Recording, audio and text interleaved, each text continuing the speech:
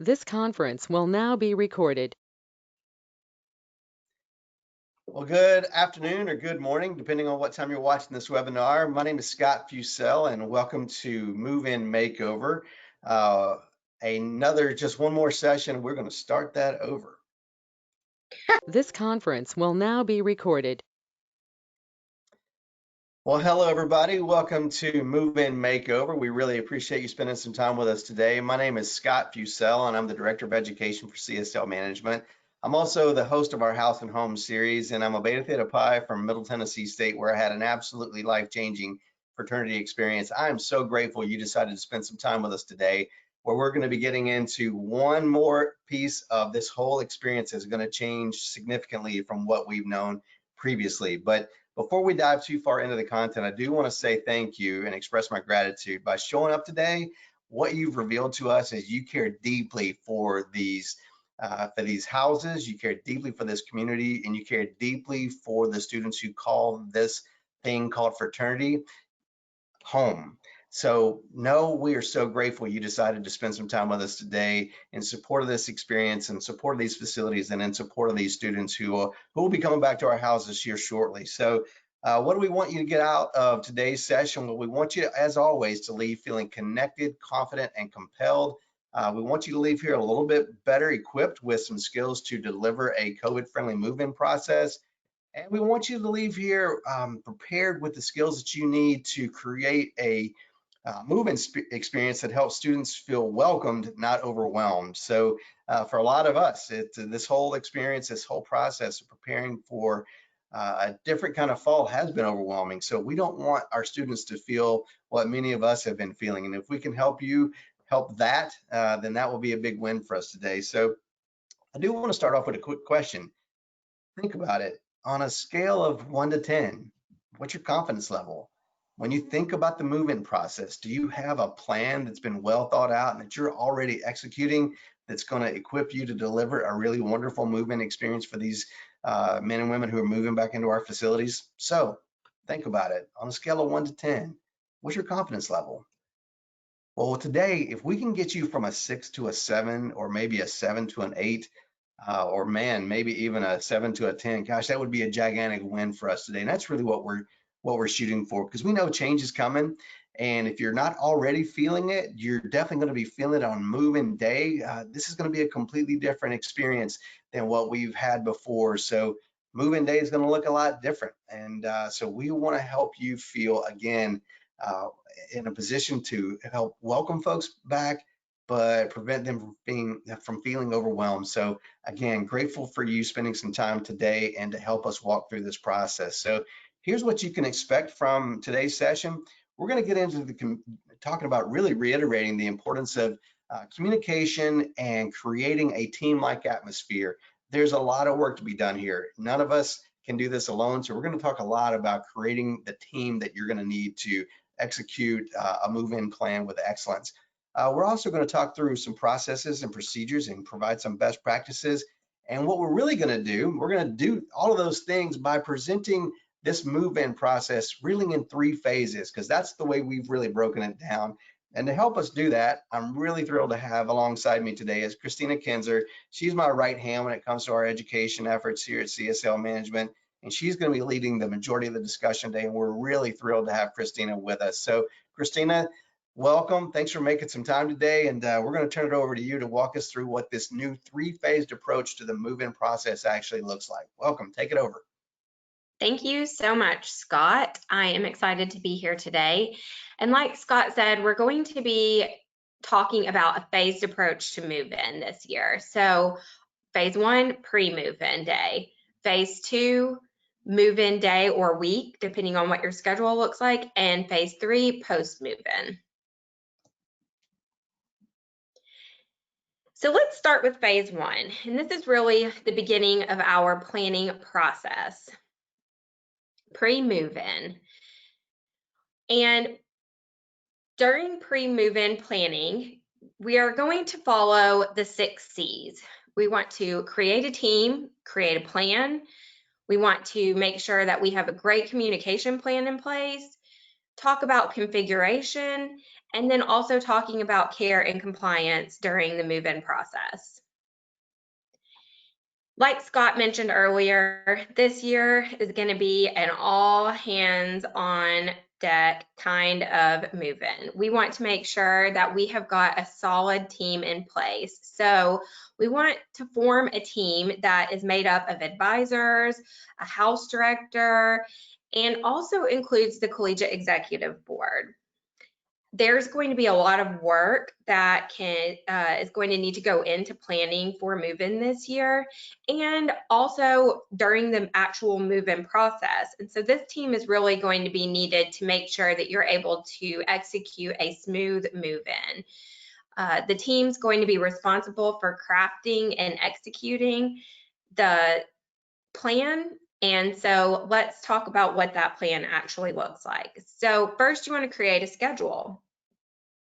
Again, working with your advisors, house directors, student leadership group to create a schedule that allows for move-in to be spaced out over several days, depending on the size of your house. Really, our goal here is to make sure that we're following proper social distancing policies. And we want to make sure that each team member is able to receive the schedule as far in advance as possible. We know it's kind of getting down to crunch time, and so it might not be a full month in advance, but as soon as possible would be great.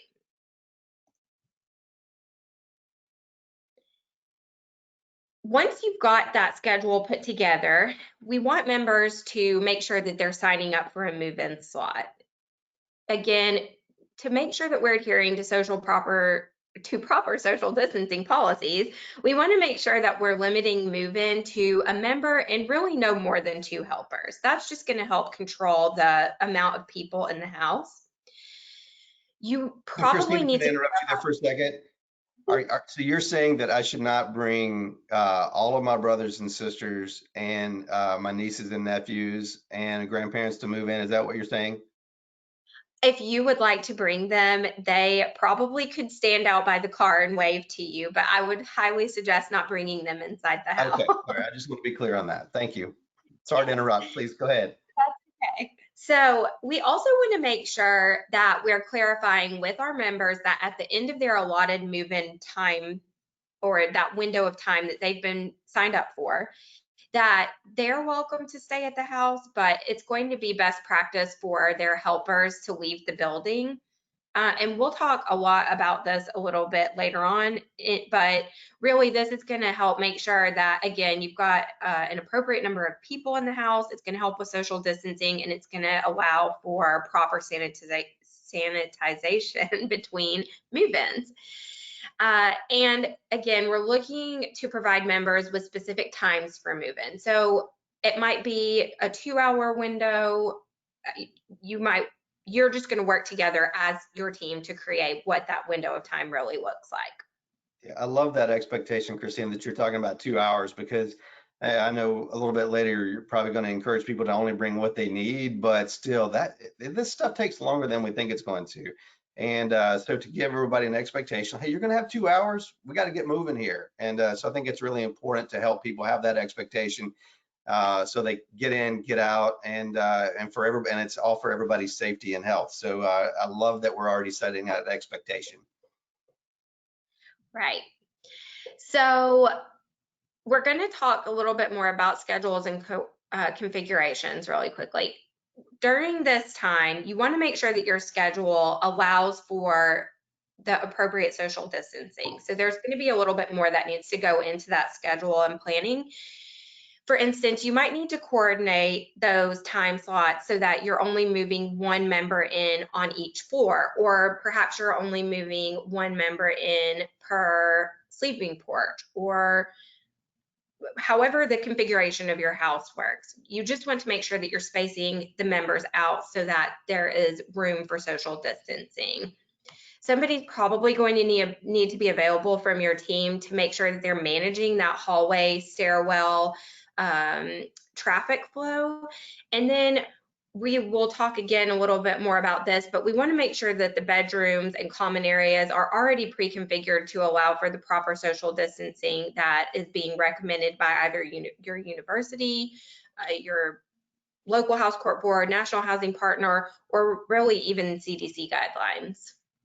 Yeah, I love that idea of coordinating by floors and rooms. So, because we don't want two roommates moving in at the same time, right? So, I'm trying to Right. figure out how people actually manage that. And I think one of the ideas I heard recently was using a Google Doc to manage that process. So, using that for your sign up form, so people can everybody's working off the same sheet, and we're not passing along an Excel sheet back and forth all over the place. And so, if I'm rooming with Woody, I know that I can go to our room and I know that I can sign in for one of those 2 times that are available there, but I know that that same time isn't available to both of us. So I love this whole idea of maximizing the opportunities for us to socially distance and to physically distance, and super important that we're coordinating by floors and by rooms. I love all of those ideas. So that's really great guidance. Thank you. So you ready for me to move on? Yes. Okay. So again, we're just working our plan to make sure that we're following appropriate health and safety rules. That again, this goes back to scheduling, managing the traffic flow, managing the move-in process so that we are coordinating again by floors and bedrooms so that we're not moving people in on top of each other. Okay, next slide. Thank you. So we're going to talk a little bit about just some of the recommendations that have been put out for the bed configurations in these communal living spaces. So we have got some great drawings from the LA County website that we would like to share with you now. Yeah, this is awesome. We get a lot of questions about this, so I'm glad you're spending some time here. Yes, so again, we want to make sure that the bedrooms are already pre-configured for move-in. We don't want members having to come in and move furniture around. So for single beds that are not bunked and that are positioned next to each other side by side, we want to make sure that there are at least 6 feet between the members' beds and that they are also laying in a head to toe position. So they're laying opposite from one another. Love that.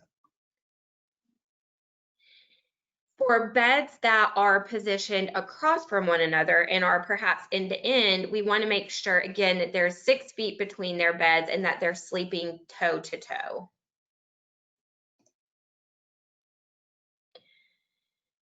For single beds, and this is really going to be a case where it's not possible to get 6 feet between the two beds, we want to make sure that they're positioned at a minimum 3 feet apart. And then we should really consider installing some type of partition between the two beds.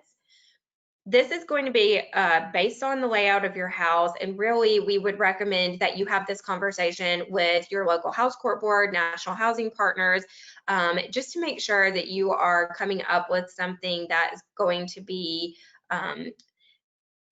okay, and with especially the fire marshal. And so again, I would recommend speaking with the local fire marshal or the university to see what these policies might be locally for you.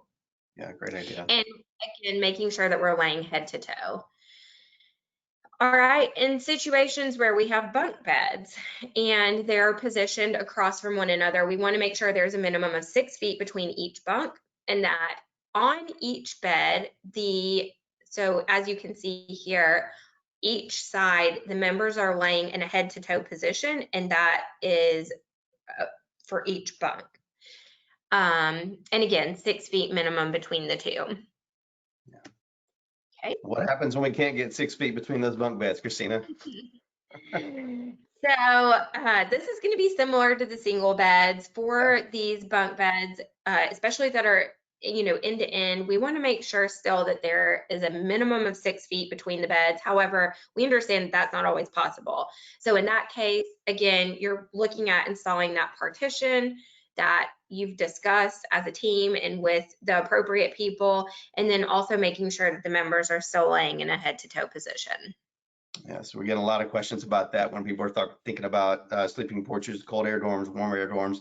So yeah, again, I want to reiterate what you said earlier. I love that the idea of bringing the fire marshal in to get his or her stamp of approval on this is going to be super important because it's a tricky situation here. We want to maximize health and safety, but we don't want to put health and safety at risk also potentially unintentionally. So it's I love that you're recommending bringing the fire marshal in when and if possible. Talk to us about communication, Christina. All right, so communication is going to be a really big deal this year. Obviously, we are, taking a totally different stance at the move-in process this year, and we want to make sure that we are really communicating clearly with our members and their families about what that move-in process is going to look like. Okay. So let's talk about a communication plan. Really, families are looking to know, what have you done to prepare the house for their children to move into the house? What are you going to continue to be doing to make sure that the house is safe and appropriate for the school year? That includes what's happening in the house, what's happening on campus, what does the food situation look like in the house for this upcoming school year? Because as we've talked about, that is obviously going to look a little different this year as well. And then again, really clearly communicating, what do our plans look like for move-in day? What's the check-in time? And then what are the expectations that that team has created for our members to move in safely? Love it. Okay.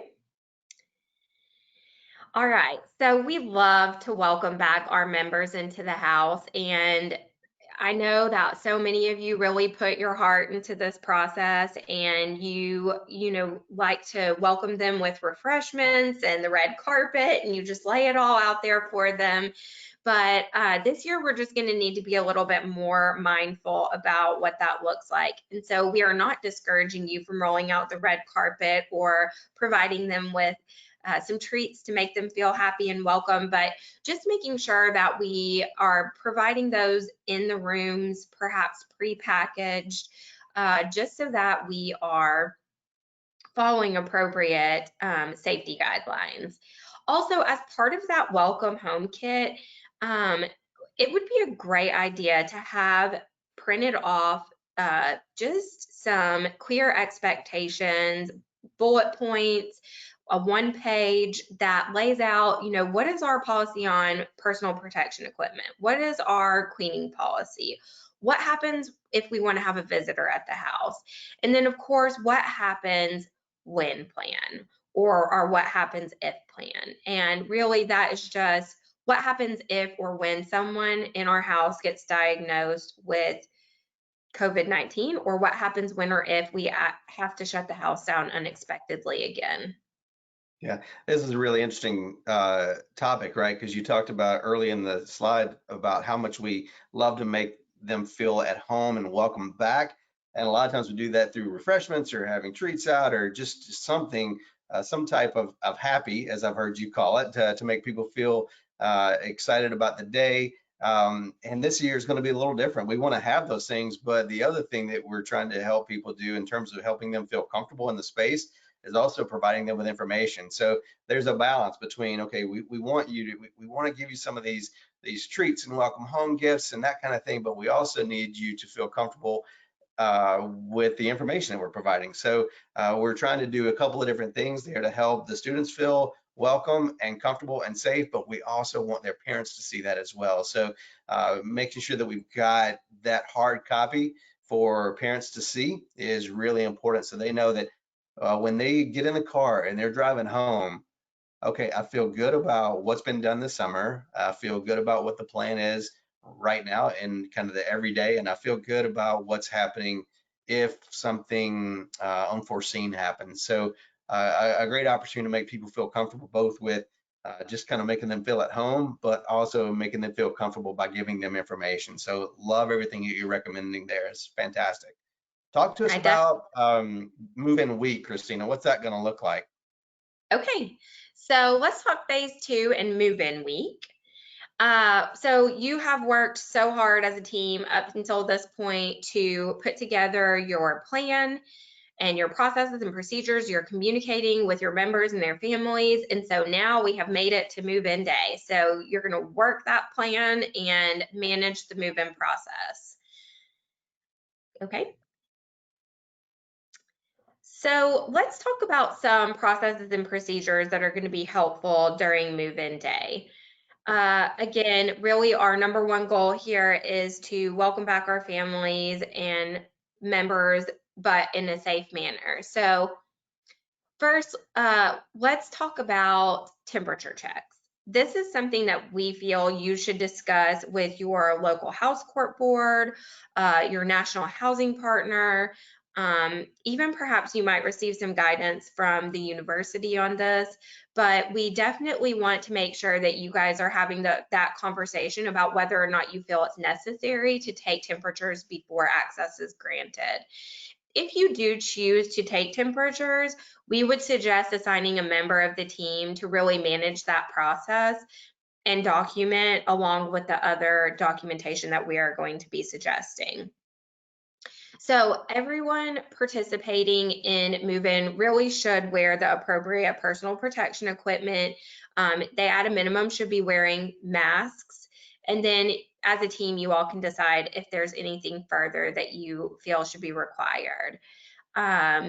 We should have extra PPE or personal protection equipment on hand during the move-in process, just in case somebody happens to forget theirs. And then also just making sure that you've got sanitizer readily available at those entrances and exits. Love Okay, all Scott? that. Yeah, and those masks are not expensive, so you can get the one use or the disposable mask really inexpensively. So I love that you're recommending that everybody involved in the process should at least be wearing a mask. So that's great guidance. Talk about documentation and health checks.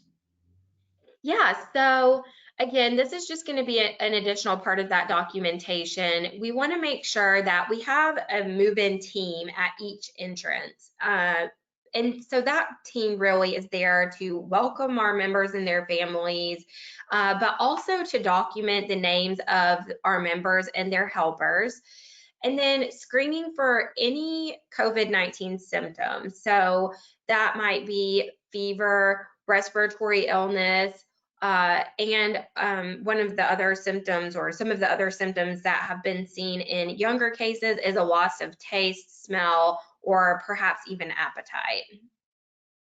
Yeah, I love that. You know, it's interesting. Last week, I hopped on the phone with 5 or 6 of my friends and colleagues who work on campuses, whether they may be professors or fraternity sorority advisors. And one of the things that I heard over and over and over when I would ask, okay, what do we need to do to be a good partner this year? Thinking, you know, in terms of fraternity and sorority community in general, what we need to do to be a good partner of the university this year.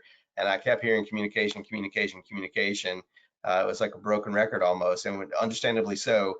You know, it was interesting. One of the things, you know, they need us to communicate what we're challenged by and how we're dealing with the changes and what support they need from that we need from them, because they want us to be successful. We want this semester to go super smoothly or as smoothly as it can go. So they need us to communicate those things to them. But the other thing, the other reason why they need us to communicate more effectively than maybe we have in the past is for that second bullet right there. When you're talking about documenting names and members and helpers, whether it's move-in day or a function that you might be having out of the house or somewhere off campus, to help with that contact tracing piece is going to be huge. So for us to be able to communicate that type of data with the university partners, with the FSL office, et cetera, is going to be really, really important for us to do. So yeah, this communication piece is going to start pre-move in. It's going to be super important on move-in day, and it's going to be hyper important as we move through the semester. So love all of that. Agreed. Okay, so let's talk about traffic flow. Again, we really want to make sure that we've got members and helpers entering and exiting through a predetermined set of doors. So we really want them to follow one path. This is going to be highly dependent upon the setup of your house. You might have one entrance and one exit, where members can only enter in one door and exit through another door during the move-in process. Or you might have the ability to provide 2 members, one path. So for instance, one member would come in and out of one door, and the other member would come in and out of one door. And again, this is really going to be part of that planning process and just trying to take a look at how your house would function best with that traffic flow, and then as part of that sign up process. Yeah. We want to make sure that those paths are clearly identified and communicated. And this, again, is just another part of having a great team in place, making sure that you've got people readily available to help answer any questions or redirect if necessary, or just even provide direction in general. We want to make sure that we're limiting the helpers' access to common areas if possible, just again to provide a little bit of that social distancing, and keeping our common areas really reserved more for our members. It would be a great idea to have one bathroom per floor or per side of your house available during the move-in time, just so that it can be a quick and easy sanitizing of the bathroom that we could do between move-in times. Yeah, I Okay. love that. Love that. The one thing that you mentioned that I want to make sure people caught was you mentioned having that designated move-in and outdoor as part of the sign-in process. So if I'm signing up my son or daughter to move in the facility, I know what door I'm expected to move in, and I know what door I'm expected to walk back out. So to have that as part of the sign-up process is just one more way to proactively provide that communication, so they don't show up and everybody's running in the front door asking, okay, which door do you want me to use? So they already know prior to arrival which door they need to be using coming in and coming out. Love that. And I love that you mentioned the importance of doing that sanitization. I don't even know if either one of us are saying that word right today. It's like, yeah, I cannot get that. It's just a mouthful for me. But we want to make sure we're sanitizing those high touch areas in the bathrooms in between each move in and move out shift. So super important that we continue to reiterate that. And that again, as you've mentioned, Christina, talk about this team that we have. If we're not able to hire enough cleaning staff from the team that we typically hire, the professionals, then it's going to be really important for us to have a volunteer or one of our move-in team members manage that process where we're hitting the bathrooms, we're hitting the high touch areas in between each one of those move-in shifts. So super important that we're providing that proactive communication and that we're doing those high touch sanitizing efforts in between the move-in shifts. So let's move Absolutely. on. Talk about sequencing.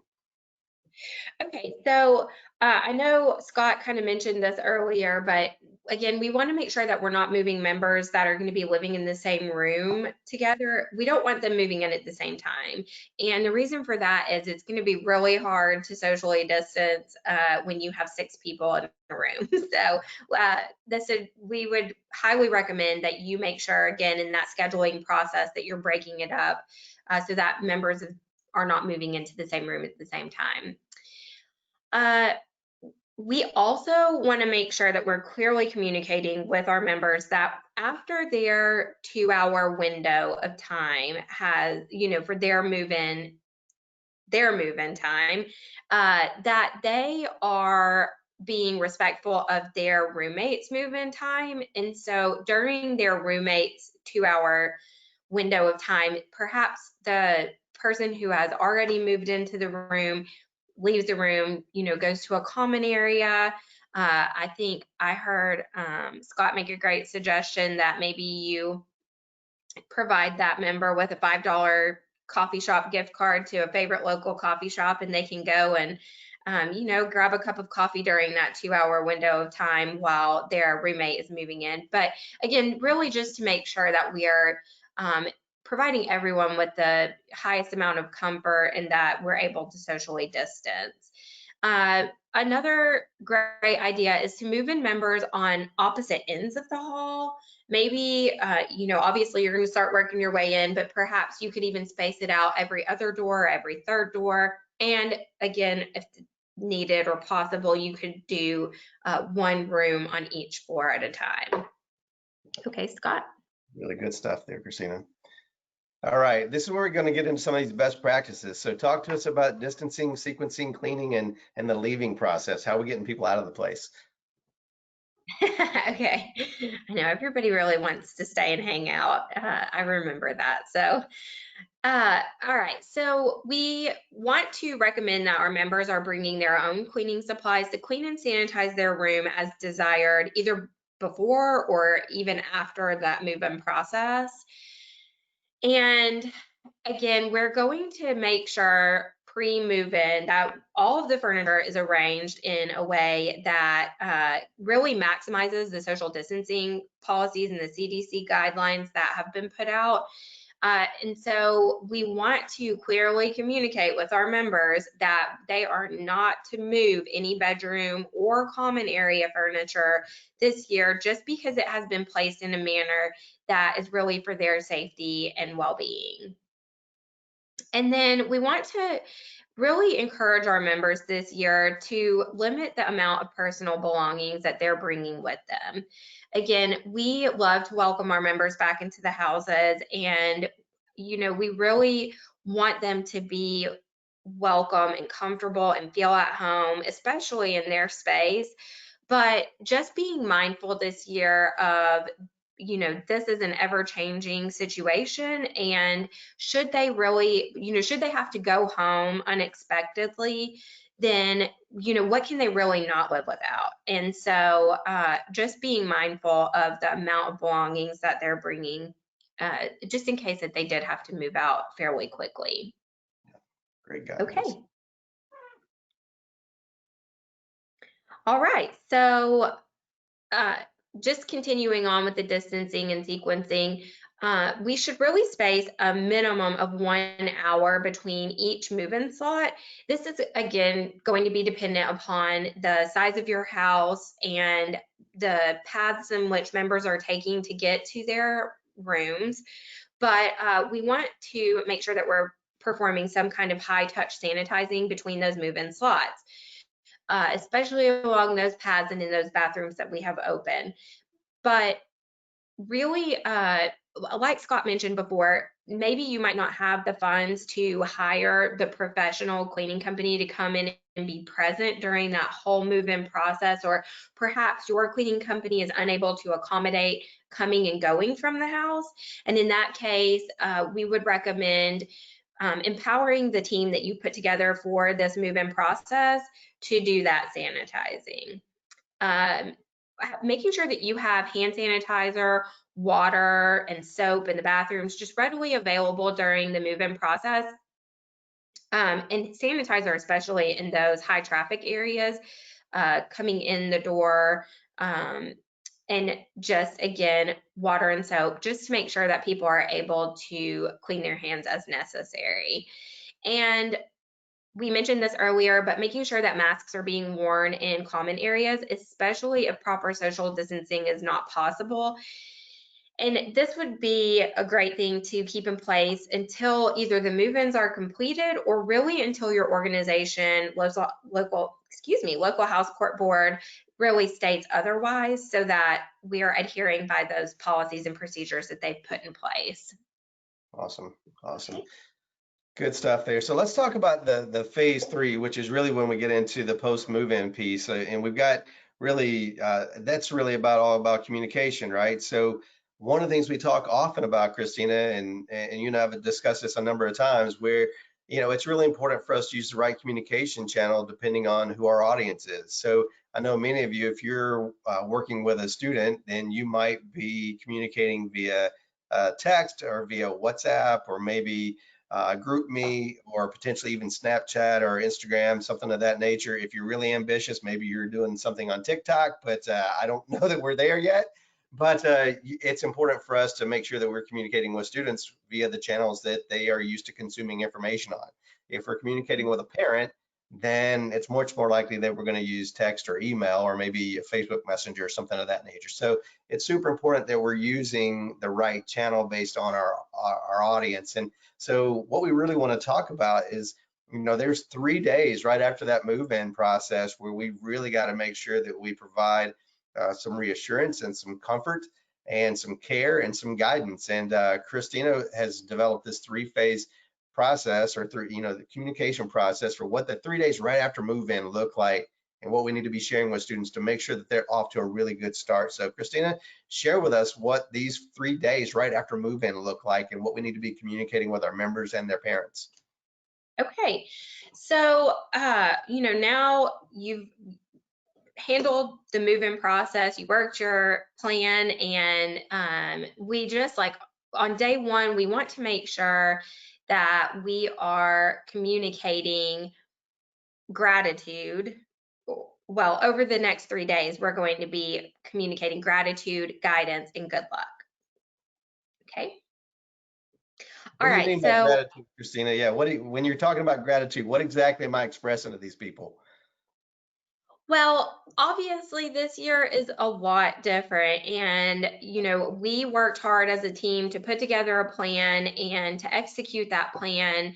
And we really want to express to our members that have moved back into the house this year, just it is so nice to have you back in the house. The house has felt really empty while you've been gone this extended amount of time. And I'm just so happy to have you here, or we're so happy to have you here.